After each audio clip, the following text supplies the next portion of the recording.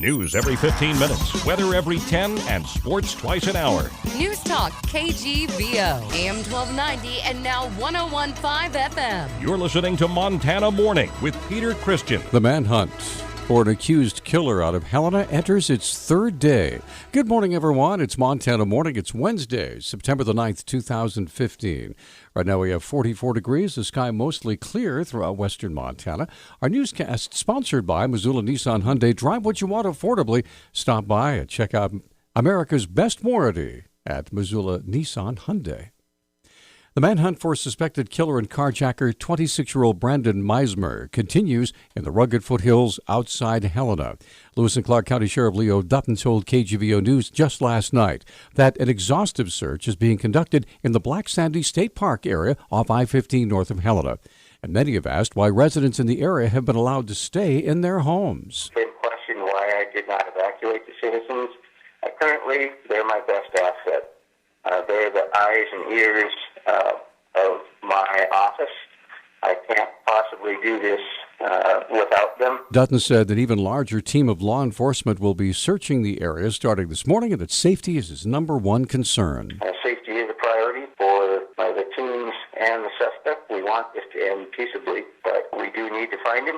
We do have a warrant out of Great Falls for, I think, $1.5 million for attempted deliberate homicide, and we'll have charges coming out of Lewis and Clark County as well. Meismer had been charged with deliberate homicide in Great Falls after allegedly shooting a man in the face and killing him inside a residence on 7th Street North. Reportedly, Meismer forced a man and woman to provide transportation for him at gunpoint, a carjacking. Then he released them at a local Subway sandwich shop and stole their vehicle, driving to Helena. 24-year-old Anthony Godinez appeared via video in Missoula Justice Court yesterday from the Missoula County Jail after being part of an officer-involved shooting over the weekend. At his court appearance, Chief Deputy Missoula County Attorney Jason Marks asked Judge Karen Orzek for $100,000 bail. The defendant was fleeing the scene of a crash while highly intoxicated and struck a police officer who tried to stop him while on foot. I think there are significant community safety implications from the conduct involved in this case, and I think a significant bail is warranted. Godinez was allegedly involved in a two-vehicle crash just after midnight Saturday morning near Ryman in Maine. When Officer Erbacher shined a flashlight at the vehicle, he said the driver accelerated, striking Officer Erbach and throwing him onto the hood of the car. The officer then fired his weapon downwards into the car, and it stopped. Godinez had a bloody lip from the crash but had not been shot. Officer Erbacher was treated and released from St. Patrick Hospital. Godinez's breath alcohol concentration was .241, and he said he remembered nothing about the incident. Bail was set at $100,000. Federal health officials say more than 48,500 Montanans have signed up and paid for health insurance plans through Obamacare, the Affordable Care Act's federal marketplace. The number of people with paid premiums was released yesterday by the Centers for Medicaid and Medicare.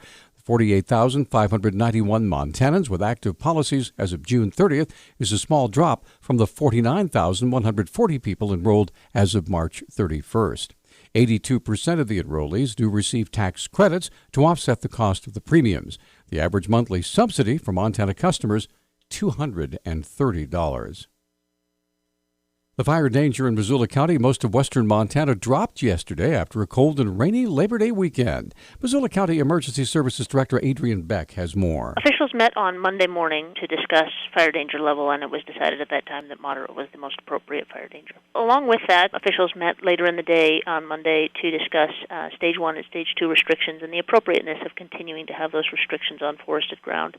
And the decision was made that those conditions or those hazards associated with the high fire danger no longer existed, and that it was appropriate to rescind all fire restrictions. Although Stage 1 and 2 fire restrictions have been rescinded in public forests, fuels are still dry and the public should be cautious. Western Montana has a propensity to have just all kinds of strange weather patterns that sometimes keep us on guard, and it is possible for us to see increased temperatures, and we just encourage people to be careful. But campfires are allowed. Open burning is not allowed at this time. Stage 1 and 2 fire restrictions are still in place on private lands in Missoula County. However, county commissioners are expected to meet and rescind those restrictions later today.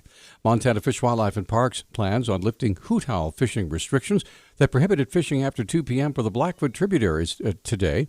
will be ending today. The Blackfoot was the last holdout in western Montana, and the end of hoot owl restrictions there means all western Montana rivers and streams are now free from drought-induced fishing restrictions. The tributaries included in the new restrictions release are Morel, Gold, Belmont, Cottonwood, Copper, and Montour Creeks. The North Fork of the Blackfoot River below North Fork Falls and Landers Fork. Hoot owl restrictions for these waterways began on July 30th. A California-based distributor challenging Montana's milk freshness rule as too restrictive is taking its case to a federal appeals court. Core-Mark International appealed to the Ninth U.S. Circuit Court of Appeals Friday after District Judge Sam Haddon dismissed the case. Montana requires that milk be removed from store shelves 12 days after pasteurization. Core-Mark says the milk it distributes remains safe for at least 21 days after the pasteurization date. It says the Montana rule unnecessarily increases costs by forcing the processor to make separate labels and the distributor to make smaller, more frequent deliveries. The company was seeking to label Dairy-Gold milk containers with both Montana's sell-by date and a later use-by date.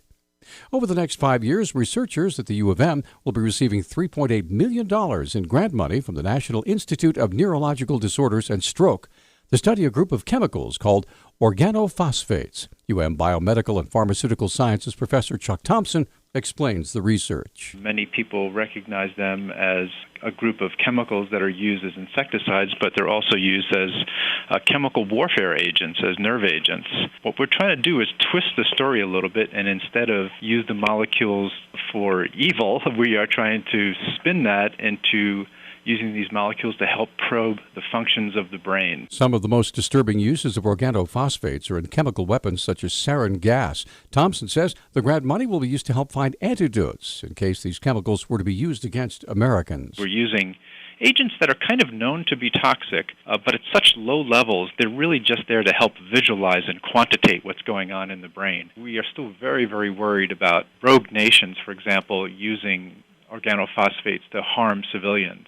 And our study also looks into how antidotes and curative agents might be used to protect the brain. The state of Montana doesn't have a cyclotron, which is necessary to produce some of the isotopes for the study. So to get the materials they need, Thompson and his team will be working in coordination with other researchers in Alabama and California.